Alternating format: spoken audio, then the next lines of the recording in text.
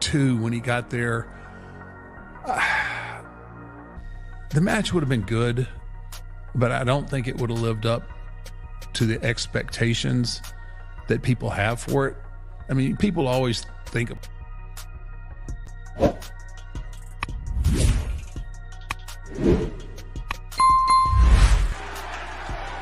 Tell me when I'm telling lies.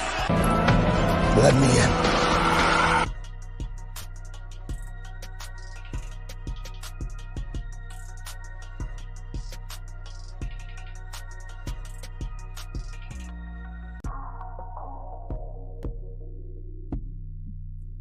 Hey, this is the Toxic Ring Scandal featuring Turnbuckle King TBK.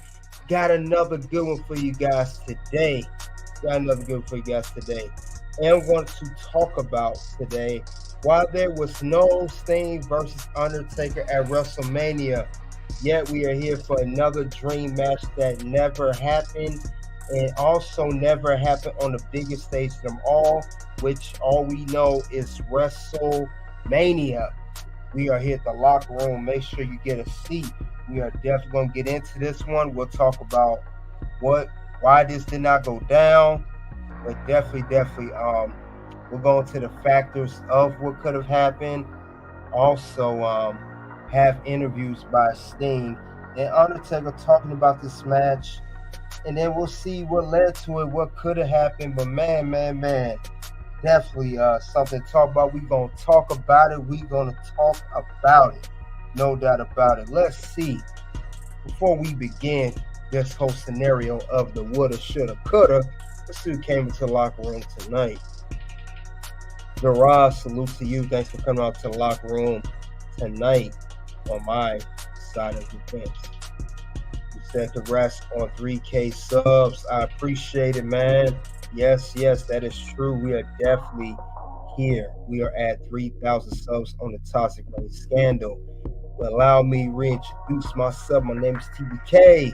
Man, I'm going to wrestle myself right now with the Gita service.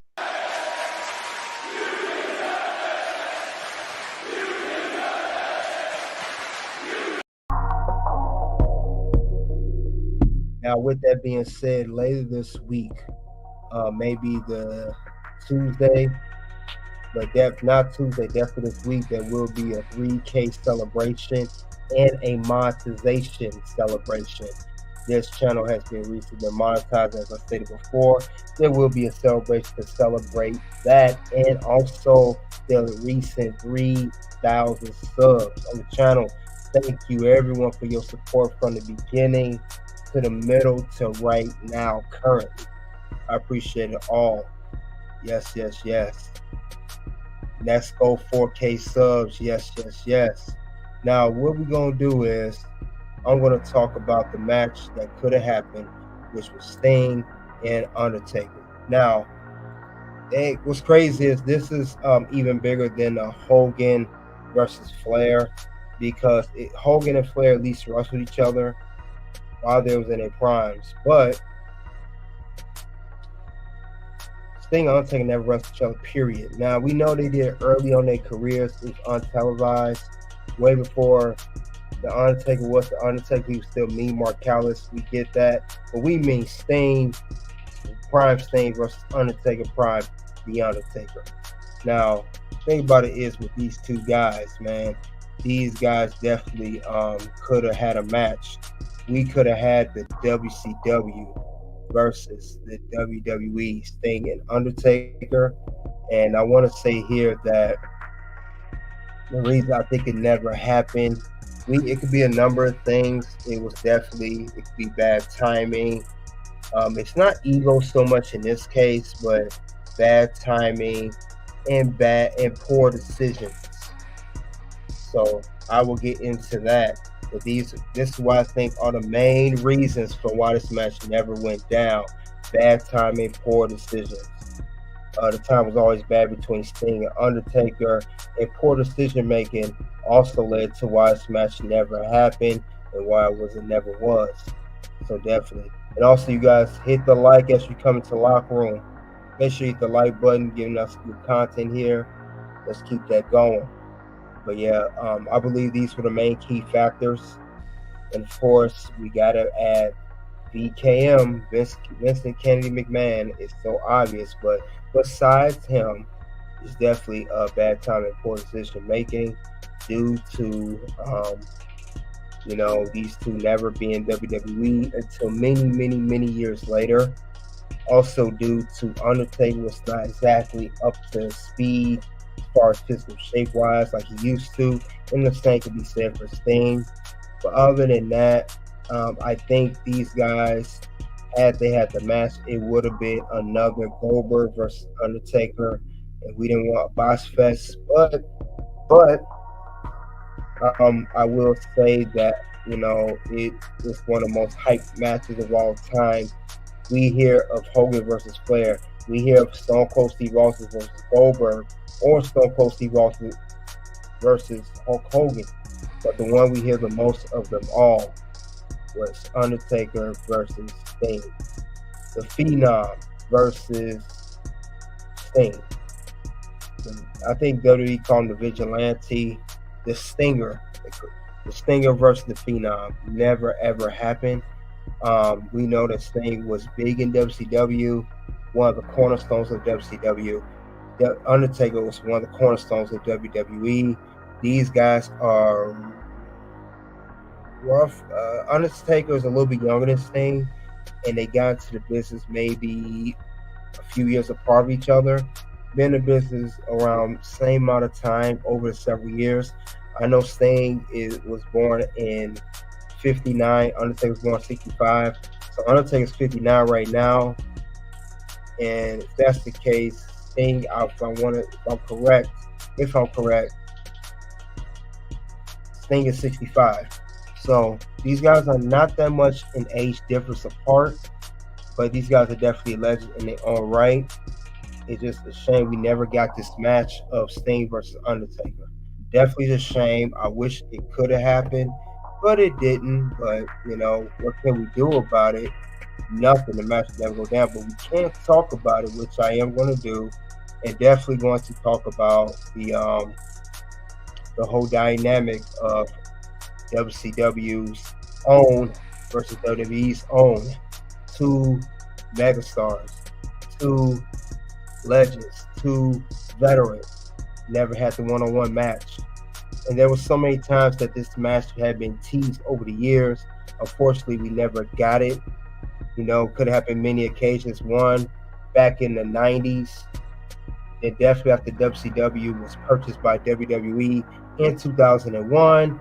And then it even goes as far as saying Wrestlemania 27 back in 2011. And then what's crazy is after 3 short years after the WrestleMania 27 potential match, then Sting finally signed. So it's just bad timing, a whole bunch of things. And I know Sting too. Sting was never, even though after the merger, we know that Sting later on, he not only was he known for WCW, he did go to TNA, and that's one of the main factors. But other than that, we are going to talk about it. But let's get into it. Let's see. Before we get into it, let's see who's going in the locker room. What you guys think of this? Sting versus Undertaker should have been in prime, but don't take her old age. This is very strange for not allowing many things to happen. Yeah, very true. Poor decision for sure. Tony Khan fumbling has lost AEW international deals. With WWE performing well internationally, they're going to get new deals. Definitely. All right. Before we start this, the interviews with Sting and Undertaker, let me address something real quickly. Gerard, I see you got a comment here. You've been saying this for quite some time, and I appreciate your support. I thank you for subscribing to both Red Carpet Ring and Toxic Race Scandal. I even appreciate you coming to the streams very regularly and having your input on whatever topic I discuss, whether it's a match like this, whether it's about a model woman or a Sipashay or Monday Night Raw on the other channel or SmackDown. Greatly appreciated. Now, I know I did get you a soundbite for the Elias Walk with Elias. Now, here you asked me about just reminding you playtimes over by Dana Brooke from NXT. Starters, like I said, thank you again for coming to the channel. But I'm gonna address the elephant in the room. I've been seeing this message and I've been trying to focus on the show. I'm gonna address this right now because I've been seeing this quite often, a little bit more than I should have, and I'll talk about it now.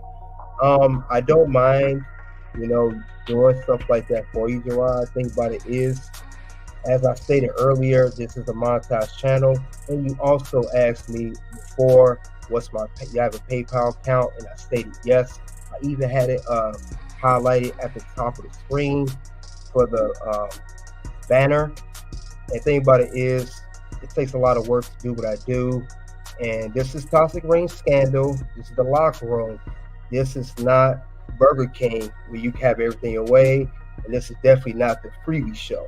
So if you want me to do things like that for you moving forward and continue on, like I said, and I have no problem doing that. You gotta start supporting the channel financially moving forward, bro. But other than that, my man, I thank you for everything you've done. But I can't just be giving you freebie after freebie after freebie. That's not how I get down over here at the locker room.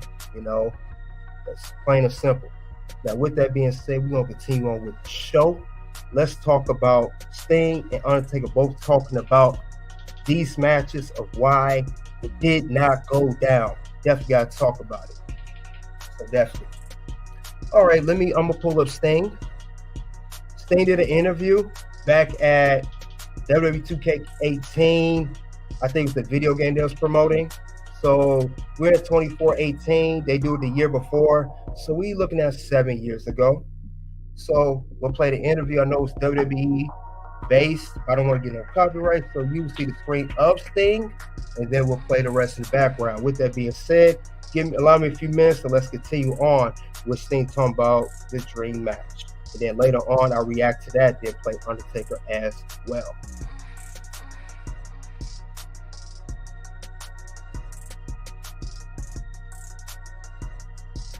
With Vince, I mean, obviously, you guys were in touch since the early 1990s, and it was always, possibly on the table that you'd move over to WWE. Obviously, we're speaking in the early 2000s, and things didn't necessarily work out. I know you said before that a lot of that was you just weren't sure whether or not he had the faith in you that you needed in order to make that move. Do you find that your relationship is a lot better now that you're, working with WWE more regularly? Yeah, absolutely. I mean, in the early years, I always felt that he wanted me to undermine WCW as the number one reason, and the number two reason would be to have me on his roster up there. And I didn't want it to be that way. Maybe I was wrong. And then in later years, when I made a phone call and just said, "Hey, have you turned the page?" And the rest is history. And he's just treated me just fantastic every step of the way. Really, everybody has. Since your run, on the main roster didn't go as planned and didn't end on your terms, is that something that you have a hard time dealing with now, a couple years out? I mean, do you feel that you've closed that chapter, or are you still kind of hoping that things might open up again? Oh no, I mean, I retired. I mean, I'm great with the way it happened. I mean, did I want to get hurt? No. But world title, WWE world title, Seth Rollins, last match. I mean, I did just about everything you could do in wrestling. I had a dream match. It was against Taker. It never did happen. Yeah, I wish I could have had that. But, really, I don't have any complaints at all. If Taker calls you up tomorrow, do you do the match, or do you say no? He's not going to call me tomorrow. I mean, have you two talked about that match over the years? Has this ever been something that's come up between the two of you? We had a brief conversation, and I just told him, I said, "Man, I've always wanted to have that match." Wasn't necessarily reciprocated, so I'm not sure where he stands or what if he had any interest at all, to be quite honest. But I did. I don't mind saying. Let's talk about your relationship. All right, that is Sting going on the WWE 2K18 platform, talking about promoting the video game and talking about the dream match. He also talks about how Vince, how he came to WWE. He said Vince been good to him, and how, you know, he seen the headquarters, how he's impressed with WWE Network, and everything, stuff like that. Thing about it is, Sting, you could tell in his voice he seemed kind of down by not having this match. You could tell he really wanted this match, but I always felt with Sting, he never stood up for himself. He never spoke up about it and really pushed for having that match. He kind of like let it go, let it slide and all that. So I think they dropped the ball on this one pretty bad. Let's see. Gerard, you said Tony Khan fumbling has lost AEW international deals with WWE performing well internationally. They're going to get new deals. Thing about it is, not only he fumbled the AEW international TV deals, his ratings, his results are not performing at the level it should be. Let's be honest here. Dynamite, they premiere show on Wednesday nights, now performing like it should. Their Friday night show, AEW Rampage, now performing like it should. Their newest show that came out exactly almost a year ago, last June, AEW Collision on Saturday night, TNT, now performing like it should.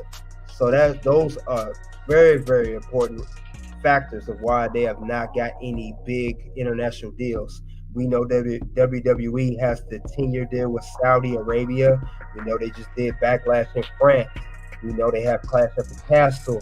We know they even have a brand new pay-per-view that I believe is going to destroy AEW All In and all that talk of 8,000, which is Bash in Berlin at the end of August.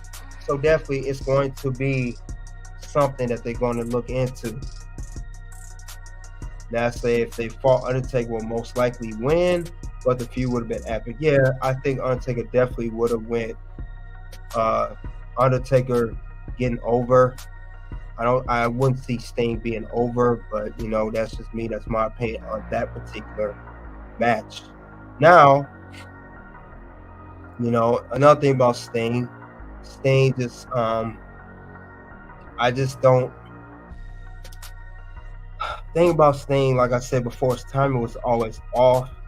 And thing about all that as well, not only the timing is off with Sting just was never the big fish that WWE wanted. They wanted him, but he wasn't always the big fish that catch for WWE to catch. I never saw it in that way, shape, or form. I never saw it that way, but you know, who am I to speak on that? That's how I feel about it.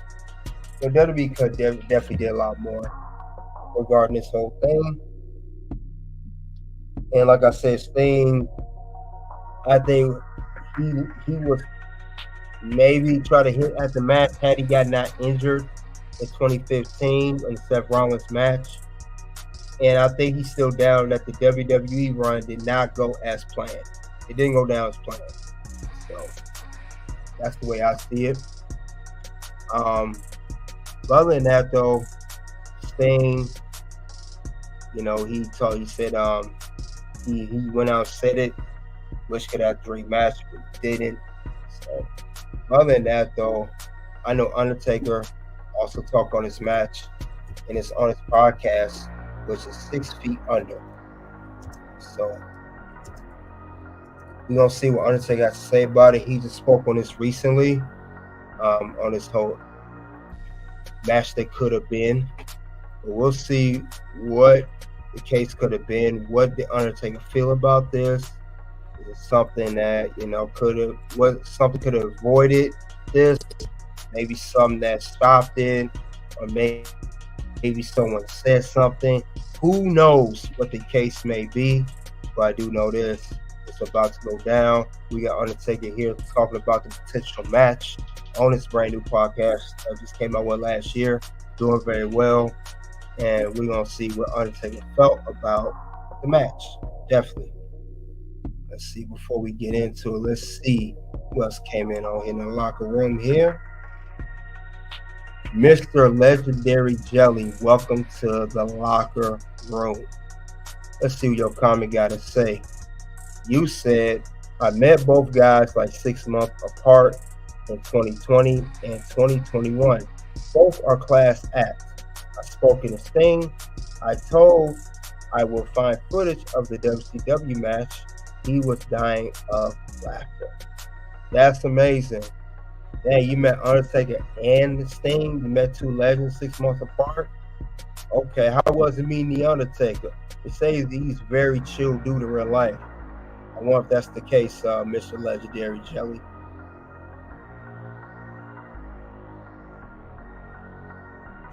But other than that, though, guys, let's move on to Undertaker. Let's see what he had to say regarding this match. Why it did not go down. And he talked about this on his podcast. So let's get into it, and I'll react to this after this is done. So here we go. The Undertaker on the match that never was with Sting.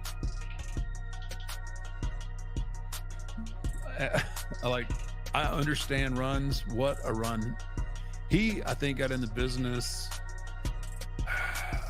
a good 2 years before I did. I think he broke in like 1985, somewhere in there. Okay. I remember seeing him and the Ultimate Warrior. He was the Dingo Warrior. Yeah. In Dallas, which was where I broke in. I remember seeing those two guys as a tag team there, and then they obviously split up, and Warrior went to New York, and Sting ended up at WCW. I don't know if Sting ever went to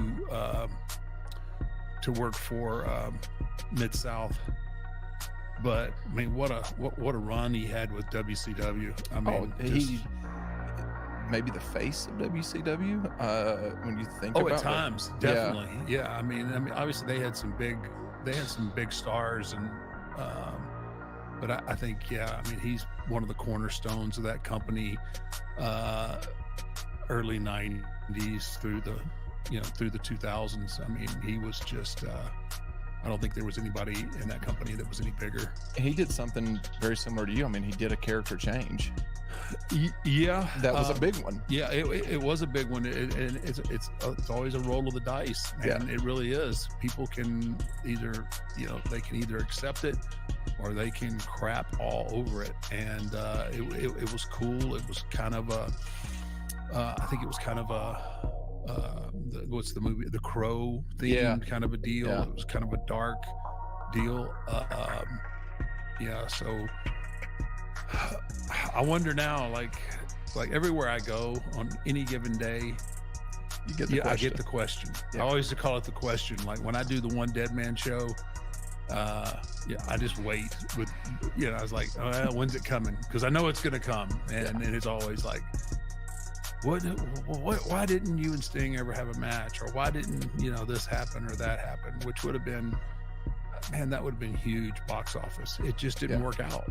And he never came over to I mean, he did, but it was just he was a very short run in WWE. Short run in WWE, and Vince didn't want it. For whatever reason, I don't know what it was. He just. So Undertaker saying that Vince did not want this match of Undertaker versus Sting. We could say Vince played a huge factor in this. It's so obvious, but just hearing the words out of Undertaker's mouth says it right there that Undertaker thought it was no chance that this match will ever go down in history. So this is how Vince McMahon really felt this way. No chance in hell. So Vince said it ain't happening. But yeah, that's a bummer. But yeah, let's continue on with Undertaker has to say. He didn't feel it, and everybody else was like, people have been clamoring for this match for quite a few years now. I mean, as soon pretty much, I don't know, a year or two into his turn, or into that character change. I mean, people were already, they were sending me artwork with the billboard or the poster, right? And so, it just never worked out. And then it got, then it was 2 when he got there. the match would have been good, but I don't think it would have lived up to the expectations that people have for it. I mean, people always think about things in a certain sense. Like I think they thought in their mind of Undertaker 2007, 2008 versus, Sting. Yeah. It was later on than that. And, I can say, I was on the, I was way on the backside of what I was going to do when he got there. And we may have thought that he was too, but apparently he. Well, yeah, I mean, he hung wrong. on. But the smart thing that he did was he was booked judiciously. Yeah. He wasn't put into situations where he might have got exposed and not be able to maybe keep up with the younger talent. It was that I don't know. It was probably him, I would imagine, because you have to understand your limitations. Because a lot of times people will, they'll get caught up in the moment and let's put Sting in the ring with such and such. Yeah. And I'm just talking about, I'm just talking about AEW. There would have been tons of single matches for him, but he kind of took what's the other kid's name? Darby Allin. Darby Allin. There was a little bit of chemistry there. And Sting was kind of that big brother type role. Putting him in a tag team as well at this point of his career was a smart move. It's a very smart move because you don't get exposed. You can very creatively and pick not your that point. Sting's- You pick and your when spots. you're saying exposed, it's not the fact that Sting doesn't have the talent. It's just Father Time. Father Time is has never undefeated. lost. Yeah. He's undefeated. He's and believe me, I know, and I feel like I can speak on this, and I'm not trying to say anything disparaging about Sting. Yeah. I mean, it is what it is. Like in my heart and my mind, if I could, I would still be in the ring. Yeah. But I had to come to the cold, hard facts that like what my mind's eye and my heart feel, my body wants no part of. Yeah. You know what I mean? It just wants no part of it. And it doesn't allow me to, it doesn't allow me to do the things that I want to do. Could I go out there on my sweat equity and what I've done? Hell yeah, I could. I could go out there because I'm not patting myself on the back, but I don't think there's anybody in the business that can throw a punch like I can throw a punch. Yeah.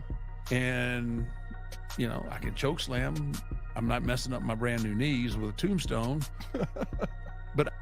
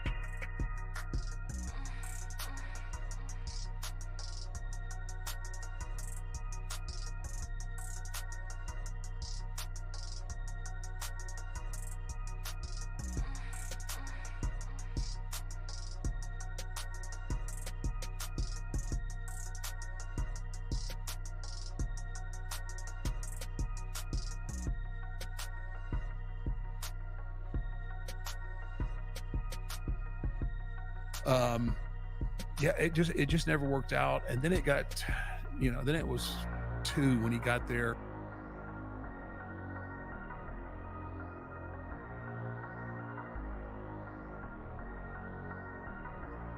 The decision of retiring, though, speaking about that.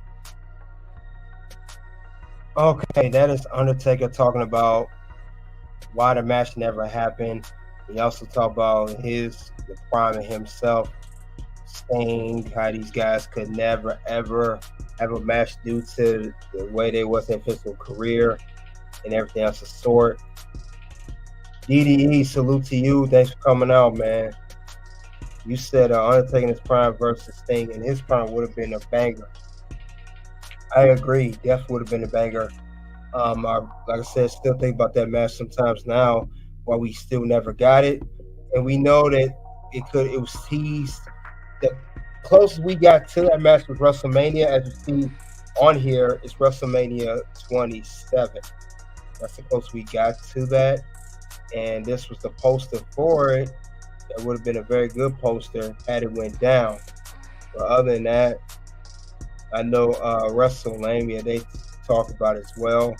And we're going to see what they think about it. And they even mentioned on it too. Like I said, everybody currently been speaking on this match of Undertaker versus Sting.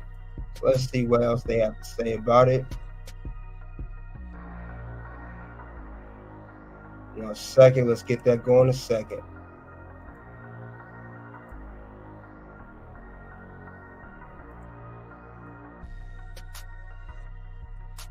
And then we'll hear stuff about it.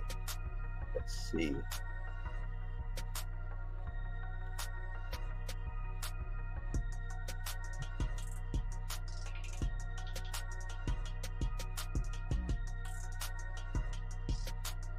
For Barry Windham, who was originally booked to be in the match. Whilst many fans believe the only opportunity the match could have happened was in Sting's later years, it could have happened on numerous occasions. The first chance for the dream match almost happened after WWE bought out WCW in 2001, and both wrestlers were still just about in their prime. At the time, there could have been a chance the Stinger could have entered the WWE, setting up the dream match fans have awaited for years. After rejecting a buyout offer from WWE in 2001, Sting waited for his AOL Time Warner contract to expire in March of 2002. After the contract expired, Sting entered into negotiations with WWE, and even though talks had commenced with Vince McMahon about debuting, he still had reservations about it. He explained why in his Into the Light documentary. "I talked with Vince McMahon, and he was really good to me. But I just got this feeling that he didn't. I'll put it in this way, all the guys from WCW that went to WWE when the acquisition happened, by then to me, there wasn't a real WCW, because WCW was for so many years. It was Hall and Nash, it was Hogan, it was Sting, it was Luger, it was the Steiner brothers. It was, a certain package of guys that were gone." Sting recalled how the WCW guys also didn't fare better in WWE, commenting on The Rock's clash with Booker T. They come back to back, and they turn around and they look at each other, and The Rock looks at Booker T and he said, "Who are you?" And that one little comment was all it took to just bury somebody. In my opinion, bury somebody like Booker T, and let's let the world know that you're a WCW guy, and you're a peon here. It was gonna require lots of work for Booker T to try and come back, and he did because he's a talented guy. And after all the years I'd put into wrestling at that point, it just seemed like a gamble to me. Ultimately, Sting would pass on the opportunity and instead sign with TNA in 2003. TNA would be his mainstay until 2014, but he could have potentially signed with WWE in 2011, leading to another opportunity to meet them. Now, this was the big moment where they could have got Sting versus Undertaker at 2011, WrestleMania 27, the match of all matches. This when Undertaker first went, wrestling once a year. When Undertaker did return, we thought we was going to get that match, Undertaker versus Sting, but instead we got Undertaker versus Triple H, which is a great match as well, but we really want to Sting. The Dead Man. Sting revealed in an interview with the Daily Star that World Wrestling Entertainment officials approached and offered him a match with The Undertaker at WrestleMania 27, as well as induction into the WWE Hall of Fame. He mentioned, "I wouldn't say it was utter nonsense. That's not true," laughed Sting. "It's a dream match that fans would want to see. It was close. I'm glad things turned out the way they did. There are so many variables. Let's just say that I turned it down for the same reasons I always have." Something in me never trusted what would happen up there, based entirely on the track record with other WCW guys and everything that went on after Vince bought WCW. After Sting appeared in a WWE Network special, sharing a story of his former tag team partner The Ultimate Warrior, who had just passed away, being included in WWE 2K15 as a playable pre-order bonus, and WWE released. Yeah, so that was Wrestlemania talking about why the match never went down. Like I said, this is the match we all want to see. Undertaker versus Sting. And like I said, there were plenty of things. Sting going to TNA, then Sting not coming to WWE following the merger. Sting feeling that WWE disrespected WCW guys, like he said, Booker T and others. But where the thing I disagree with Sting, he said that The Rock disrespected Booker T, saying, "Who are you?" That was The Rock's character. And he meaning by The Rock saying, "Who in blue hell are you?" Talking about WCW, he did that to everybody, whether it was Booker T or anybody else. So, you know, it's not that shouldn't been a reason to discourage Sting from not coming to WWE following the merger back in 2001. So I disagree with Sting. That's just how the Rock character was. Rock was a funny jock, comedic jock, pretty much. He was comedic jock. I mean, he made fun of everybody. You know, no matter if he wanted to be a WCW guy. But Sting, you know, he didn't want to come for that reason. And like I said, the closest we got was back in 2011, WrestleMania 27. But Sting, instead, he renewed a contract with TNA. His contract with TNA was up around that time. And it was up. And Sting was supposed to come to WWE, but I guess things didn't work out for that matter. And he had to re-sign with TNA.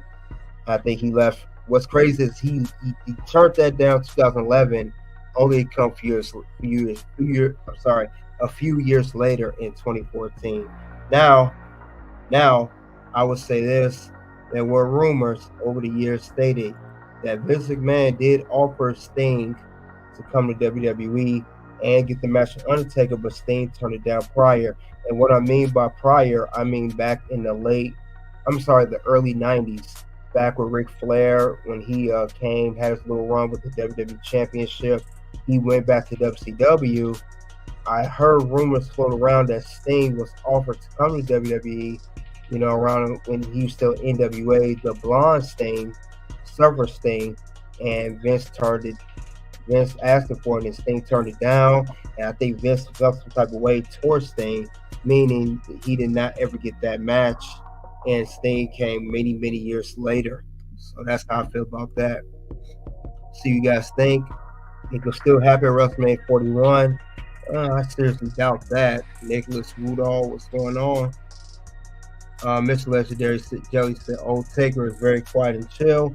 When I met him, I did shadow boxing with him for 30 minutes.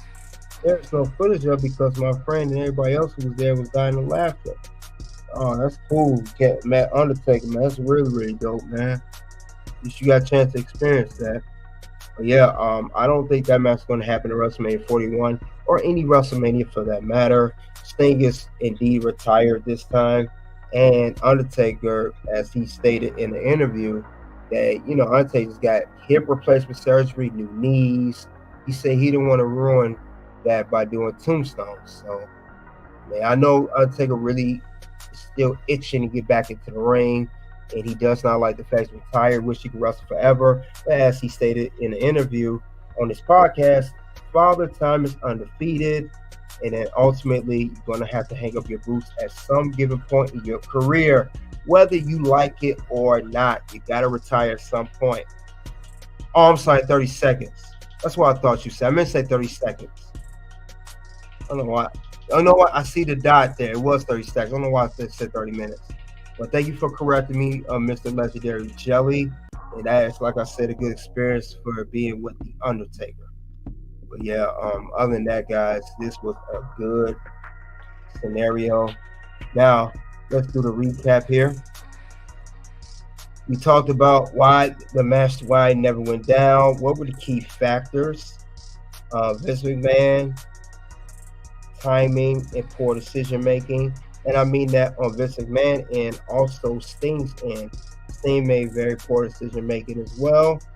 And also, we talked about Sting. He did the Undertaker match, potential Undertaker match, the interview on the WWE 2K18 platform, the little panel. And he discussed that was a dream match, and he would state that. Then later on, and recently, maybe in the past few weeks, Undertaker went on his podcast, 6 Feet Under, and he mentioned why the match that went down. He said Vince was not all for it. He not see it as a money-making match. Pretty much, he never saw money in Sting. That's what Vince McMahon never saw money in Sting. And also, Wrestlemania, they covered it as well. But there were many times Sting could have made the jump, but he did not do it due to circumstances of whatever reason may be, whether it's creative differences. Maybe he didn't feel comfortable being in WWE, seeing how the WCW guys were treated, like Booker T, Nash, Hall, whoever, Goldberg, whoever. But he let something discourage Sting from making a jump, And then I stated it's 3 things: timing, poor decision making. Vince McMahon, they play important factors, and of course, father time is another factor. You gotta remember when Sting did come to WWE in 2014, he was 55 at the given time. Did we really expect to get a 5-star match in the absolute best prime Sting match at that particular point? No chance. But yeah, that's the whole scenario with that. Why there was no Sting versus Undertaker at WrestleMania. Biggest match, biggest of never was, coulda, shoulda, woulda, did not happen. So definitely this match not going down definitely goes on my list of things that I do not like. You just made the list! So yes, this match made the list along with the Hogan and Flair and many other matches that we'll cover here at the locker room, of matches that never was, or stuff that did happen in the match, like maybe a botch fest or maybe a shoot behind why this match went down the way it did. I will cover a match like that as well. It seems like you guys like these type of matches, of dream match that never happened or match that did happen, didn't go as planned. So definitely guys, this is Sting versus Undertaker, and this is the end. This is all I have regarding why no Sting versus Undertaker WrestleMania. We are talking Sting, the Stinger, versus the Undertaker, the Phenom, the Dead Man. Never ever happening at WrestleMania. You guys, thank you guys for coming out tonight, checking out of why this match did not go down, what were the key factors, what prevented this match from happening, and definitely something to keep in our minds of a dream match. I appreciate you all. You guys be safe, enjoy yourselves out there. Definitely. And there will be later this week a monetization party / 3,000 subscriber party. Keep your notification bell on. Keep the subscribe on. I will post an update to that this week. May happen beginning this week or later this week or the middle. So keep up with that. I will keep up there with you guys. You guys keep your eyes and ears open, and I will keep that updated. So thank you all once again. Muchly greatly appreciated. This work is not easy. It's definitely a lot of hard time putting this all together, and a lot of thought as well, just as much as the physical work. But I thank you guys for checking this out with me and your input regarding these topics that I speak on at the locker room. Soon, 2 videos will pop up. The first video will be Alexa Bliss talks about being a superstar. Check that video out. She did an interview with Chris Van Fleet. The next video will be real reason for no Flair versus Hogan at WrestleMania, which is another match, one of the biggest matches that never went down at WrestleMania stage. Thank you again. Until then, it is O-U-T.